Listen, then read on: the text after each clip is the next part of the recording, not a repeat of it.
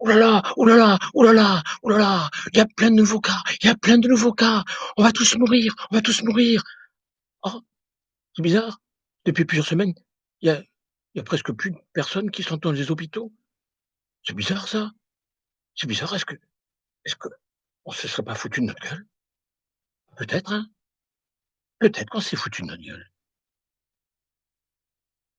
Alors cette vidéo, comme je pense vous l'avez compris, c'est une vidéo qui est là et cherche à, vous faire réfléchir. Les médias, un peu partout, enfin partout, partout en quelque sorte, où la contagion de la peur, hein, qui a été bien sûr mise en scène par, heu, les multinationales, hein, multinationales de la vente de vaccins, de médicaments pour notre santé, n'est-ce pas? Eux qui ont tellement pris soin de notre santé depuis des années, hein, en nous disant, en effet, comment faire pour, augmenter notre système immunitaire, comment faire pour, vivre plus naturellement, en sans excès, sans manger n'importe quoi, hein, ils sont tellement pris soin de nous, n'est-ce pas? Bon, en tout cas, il est clair que maintenant, la panique est en train de déferler sur la France, le monde, mais la France en particulier, qui est bien sous l'emprise de Big Pharma, hein.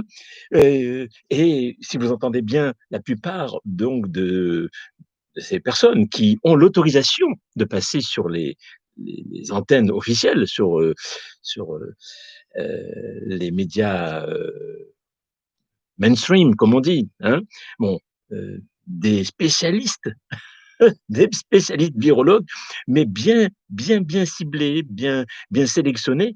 Bien sûr, vous ça ne sera pas bien sûr le professeur Raoul qu'on va inviter, ni le docteur Perron non plus, le professeur Perron, non. Non, non, non, non, ça c'est toujours les mêmes, toujours ces personnes qui ont des conflits d'intérêts particulièrement puissants avec Big Pharma et des personnes qui ne enfreignent la loi, mais en permanence, puisque ces personnes devraient, à chaque fois qu'ils passent à la télévision, signaler d'une manière ostensible, bien audible, qu'ils sont dans un conflit d'intérêts avec les médias, avec ceux qui vont nous vendre les, bien sûr les vaccins et ceux qui nous vendent aussi tout un tas de produits, hein, qui sont soi-disant meilleurs que la chloroquine. Bon, donc il est clair que, les médias, eh bien et les journalistes, je veux dire, c'est même pas la peine donc des limites d'espérer que les journalistes, nous disent vraiment, des nouvelles,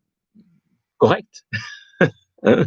Le les véritables, de véritables chiffres, de véritables bonnes nouvelles, hein. Non, non, non, s'ils ne font pas ce qu'on leur demande de faire, eh bien, ils perdent leur travail, tout simplement. Ils se font de l'autocensure et je crois que nous devrions, compatir pour toutes ces personnes-là.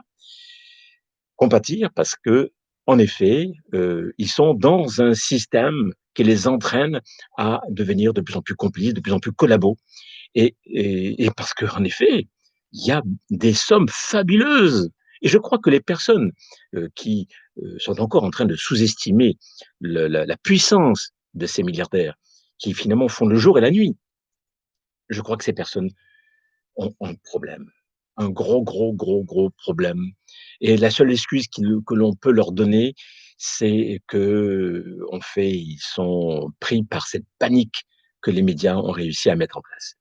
Alors cela dit, bon, les journalistes, hein, eux-mêmes, sont en principe informés.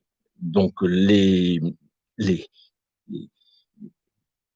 les députés, aussi bien de l'opposition que de la majorité, sont en principe informés. Ils savent très bien que les médias sont sous contrôle complet et total, hein, que l'OMS est sous contrôle complet et total donc des plus riches de ce monde, hein.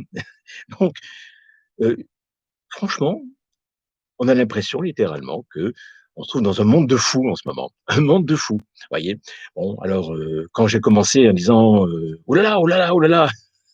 En effet, bon, en effet, il y a un nombre de cas de plus en plus forcément, on teste de plus en plus. Plus on teste et plus il y a un nombre de cas.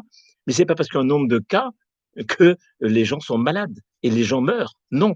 Quand on regarde toutes les statistiques, le nombre de personnes qui meurent en ce moment est inférieur à la moyenne même de l'année dernière. Donc on peut dire que là, on se trouve dans un calme plat, malgré toutes les manifestations où les gens ne portaient pas de masque, malgré toutes, je dirais, toutes les infractions, hein, la distanciation sociale, et cetera. Eh bien, malgré tout cela, eh bien, il n'y a pas du tout de redémarrage depuis plusieurs semaines qu'il y a en effet des infractions, donc à la distanciation sociale, eh bien, il n'y a pas du tout de nouvelles vagues.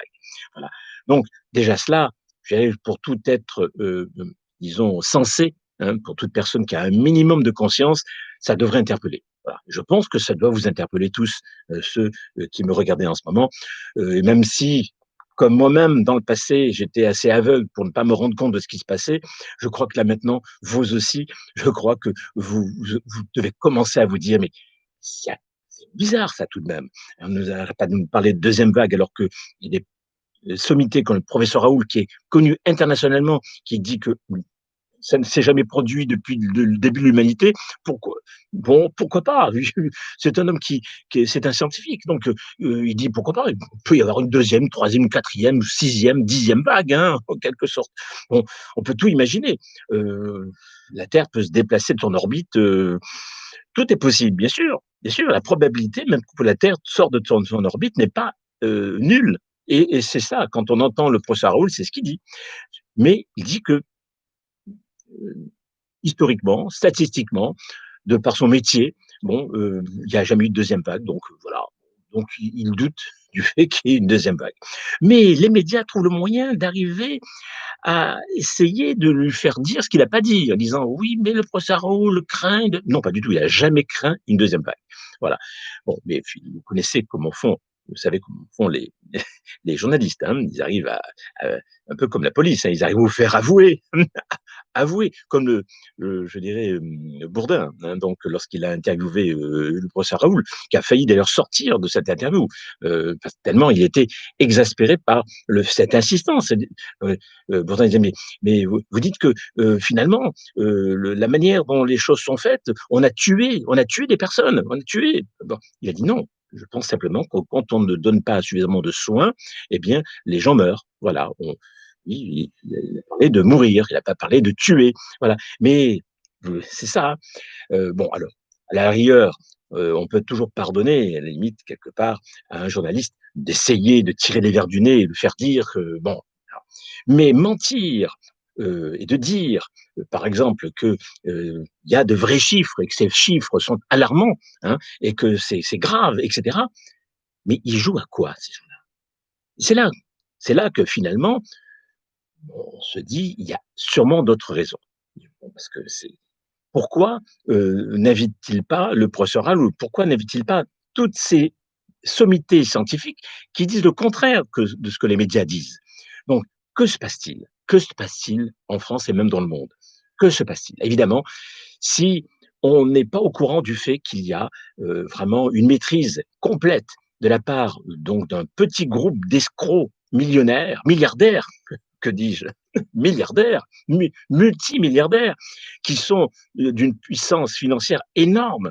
Bon, eh bien, si on ne sait pas ça, et si on n'a pas quelques notions d'économie, si on n'a pas vraiment fait un peu d'histoire, eh bien, c'est vrai qu'on peut très bien ne pas réagir et se dire ah bon, oui, ben oui, bon, oui, ben, il y aura peut-être une deuxième vague. Il faut faire attention, hein, il faut s'inquiéter. Bon, la peur, comme le disait d'ailleurs, je crois, Hobbes, il disait que la peur, j'ai essayé de retrouver cette très belle citation de Hobbes. Il disait que la peur, avoir peur, c'est se préparer à obéir. Se préparer à obéir. Hein, le philosophe Hobbes. Hein. Il disait ça. Bon. La peur, c'est se préparer à obéir. Et c'est ce qui se passe. C'est ce qu'ils utilisent. Ils utilisent la peur, puisqu'il n'y a pas, il n'y a plus, il y a plein de virus autour de nous. Il y en a plein. Alors sur les masques, entre parenthèses, on nous dit bien, si vous lisez bien les masques, on dit que, eh bien, ils ne protègent pas, donc vous ne garantissent pas du tout d'être protégé donc du Covid. Bon, donc, hein, il faut lire un petit peu de temps en temps, hein, voilà. Et quand vous regardez certains reportages où on voit la fabrication de ces masques, où on voit donc des personnes, donc bien sûr, heu heu, pauvres gens, qui fabriquent des masques, donc dans les pays, asiatiques, et que l'on voit ces masques traîner par terre à côté donc du seau hygiénique, vraiment, et ensuite on se met ça sur la figure. Vous vous rendez compte? Et on appelle ça vraiment se protéger? Non mais vraiment, de qui se moque-t-on? De qui se moque-t-on?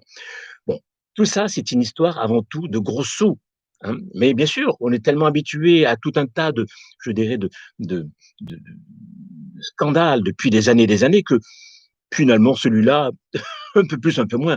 Le bras droit de Hitler, Goebbels, hein, oui, un nazi, hein, il disait: plus c'est gros, plus ça passe. Voilà. Et, et les plus riches de ce monde utilisent toutes les techniques qui maintenant, en plus, je dirais, sont bien plus poussées que celles qu'on utilisait du temps de Hitler, hein. Bon, ils utilisent tout ça pour de l'argent. Ils nous font passer ça pour, soi-disant, nous protéger, hein, pour après nous vacciner d'un vaccin, hein. Donc, tous les sommités sur le plan vaccinal, sur le plan donc de la virologie, savent très bien qu'il faut beaucoup d'années avant de pouvoir arriver à avoir un vaccin valable. Et encore, quand on voit tous les procès qui sont faits aux États-Unis contre, justement, parce il y a beaucoup d'effets secondaires. Il y a des personnes qui ont vraiment, mais documentez-vous. Il y a, d'ailleurs, je mets dans les liens dessous, sur mon site, je mets des liens qui vous permettront d'être informés. Il est très important, il serait temps que les gens se réveillent. Le problème là-dedans, c'est que on est tous tellement endormis par les médias, hein. On pense littéralement que ces gens-là sont là pour nous protéger, mais pas du tout. Ils sont là, avant tout, même nos députés, ils sont là pour être élus. C'est sordide. Vous allez me dire: «Mais comment Philippe, vous qui êtes un spécialiste en développement personnel, comment pouvez-vous, oser, critiquer, condamner, voir le mal partout?» Écoutez, c'est mais regardez, informez-vous. Je crois que le b.a-ba d'un bon professionnel, en développement personnel, c'est justement de vérifier. C'est donc d'ouvrir sa conscience et d'être capable de ne jamais croire quoi que ce soit sans l'avoir vérifié. Je dirais même, ça rejoint même d'ailleurs l'état d'esprit des scientifiques, hein. Donc, beh, soyez un petit peu scientifique. Le b.a-ba d'être scientifique, n'est-ce pas? Heu, il y a quelque chose de choquant aussi, je crois, c'est que, parmi les spécialistes en développement personnel et en spiritualité en France, je n'entends quasiment personne, heu, s'élever contre donc ces multitudes de mensonges, ces scandales, ces crimes contre l'humanité. Parce que la manière dont ils ont fait les choses, hein, en France, moi, en particulier, en interdisant la chloroquine, chose qui est d'évidence maintenant, tout le monde le sait. Il y a que vous peut-être qui ne le savez pas encore, parce que vous êtes complètement intoxiqué par les médias mainstream. Mais en attendant, eh bien, la chloroquine est l'un des remèdes à 80 je crois qui a été utilisé dans le monde, et efficacement. Et tous les pays qui n'ont pas utilisé la chloroquine, eh bien, ont une grande quantité donc de personnes qui ont eu des problèmes de santé. Quand on utilise la chloroquine dès le début, eh bien, comme par hasard, on n'arrive pas à l'hôpital. Voilà. Donc, et bien sûr, les médecins avaient l'interdiction de soigner les gens. Il fallait attendre que ça n'aille pas pour aller à l'hôpital. Vous comprenez tout. Et d'ailleurs, le professeur Perron, dans une précédente vidéo, je j'ai donné quelques extraits de son interview, n'hésite pas à dire que l'État a tué, en quelque sorte, près de 20-25 000 personnes, hein, en France. Donc c'est grave. Voilà, bon, alors, écoutez, je ne vais pas être plus long. Ce que je voulais aujourd'hui, c'est vraiment que vous preniez, que vous réveilliez, que enfin vous vous disiez: «Mais il faut que je vérifie. Il faut pas, il faut que je cesse de continuer comme un mouton, de croire ce que je vois, j'entends à la télévision». C'est tout. Donc, bien sûr, c'est facile de dire: «Oh, mais c'est du complotisme», et cetera. Oui, mais vous savez, historiquement, hein, je dis pas tous les complotistes, mais les personnes justement que l'on critique, que l'on condamne, même une certaine époque, par exemple, il y avait Il y a plusieurs, il y a plusieurs sommités, donc pendant l'Allemagne nazie, hein, qui qui disaient en effet les choses. Et bien ces personnes-là, on les prenait pour des complotistes, hein, voilà. Alors bien sûr, il y a sûrement dans la vie des gens qui pensent à la qui croient que la terre est plate ou que je sais pas, enfin, il y a des complotistes dans le mauvais sens du terme, c'est-à-dire des personnes qui disent tout et n'importe quoi. Mais il y a tout de même des personnes qui ont des preuves. Alors je vous en prie, ayez l'honnêteté de vérifier tranquillement et consciencieusement ces preuves, comme je l'ai fait, et vous verrez et vous verrez que, en effet, c'est grave. L'heure est grave, car leur but, c'est d'arriver à ce que nous soyons tellement traumatisés, que nous soyons tellement dans cette panique que nous accepterons. D'ailleurs, les statistiques le disent, près de 80% de la population est prête à se faire vacciner, vous vous rendez compte? Alors qu'en fait, les spécialistes en virologie savent que un vaccin, s'ils en sortent un là dans les mois qui viennent, ce sera un vaccin pourri. Déjà que les vaccins, dans le passé, étaient vraiment avec beaucoup d'effets secondaires.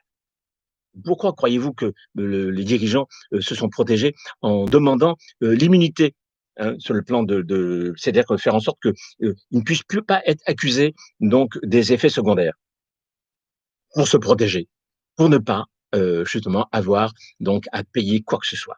Parce qu'ils vont tuer forcément beaucoup de gens avec le vaccin. Voilà. Comme ils l'ont fait déjà en Afrique ou en Inde. Mais ça encore, il faut vous renseigner parce qu'il y a un véritable veto, un véritable. Ils cherchent vraiment, d'ailleurs sur YouTube, d'ailleurs, beaucoup de personnes, on voit leur compte YouTube fermé, hein. Peut-être le mien, à un moment donné, sera fermé, hein. En tout cas, tant que je peux m'exprimer, je le ferai. Parce que je trouve scandaleux d'ailleurs que la plupart des spécialistes en développement personnel en France ne bougent pas, ne font rien. Je vois qu'apparemment, je suis quasiment le seul en France à oser m'exprimer. Ah, c'est certain que ce n'est pas forcément toujours très apprécié, car ce n'est pas bon pour le commerce, ça c'est clair. Ah, je ne peux pas m'enrichir de cette manière-là, ça c'est clair. Mais au moins, je me sens digne et j'ai au moins la sensation d'œuvrer vraiment pour le bien commun. Voilà. Sans forcer les autres, sans forcer les gens à se vacciner, sans forcer les gens à faire ce que moi j'aurais décidé. Voilà. J'estime que nous avons tous droit à la liberté de soins, hein, accepter ou ne pas accepter un vaccin. Or, ce qu'ils veulent faire, c'est mettre en plus une sorte de, de puce, enfin pour nous tracer à travers ce vaccin. Donc, c'est sordide. Et il y a déjà des essais qui ont été faits en Afrique. Donc, il y a des preuves. Arrêtez de toujours en train de traiter les autres de complotistes sous prétexte qu'ils disent des choses qui ne correspondent pas à ce que les médias disent. Bon, allez, pour aujourd'hui, je vais vous laisser tranquille. Maintenant, réfléchissez, méditez là-dessus, regardez, renseignez-vous, hein, et je vous souhaite plein de bonnes choses. Prenez bien soin de vous et surtout, la meilleure chose que vous ayez à faire pour prendre soin de vous, c'est justement de vérifier, hein, de ne jamais croire quoi que ce soit comme ça. Parce que faire l'autruche, c'est ce qu'il y a de plus dangereux. Il y a des gens, déjà dans le passé, dans l'histoire, qui ont fait l'autruche. Ils l'ont payé très cher, hein, au moment de certaines guerres, hein, comme en Yougoslavie. Ils l'ont payé très très cher. Parce que Yougoslavie, il ne faut pas oublier qu'il y a quelques années de ça, c'était la guerre civile. Parce qu'il n'y avait plus d'État. Et là, on peut se poser la question si finalement, en France, il y a un État encore. Il y a un État, oui, mais est-ce que vraiment il sert vraiment le bien commun? Mmh? Réfléchissez à tout ça. Et il y a des preuves, il suffit de vérifier. Bon, allez, cette fois-ci, c'est pour de bon. Je vous souhaite plein de bonnes choses. Prenez vraiment bien soin de vous et à bientôt. Au revoir.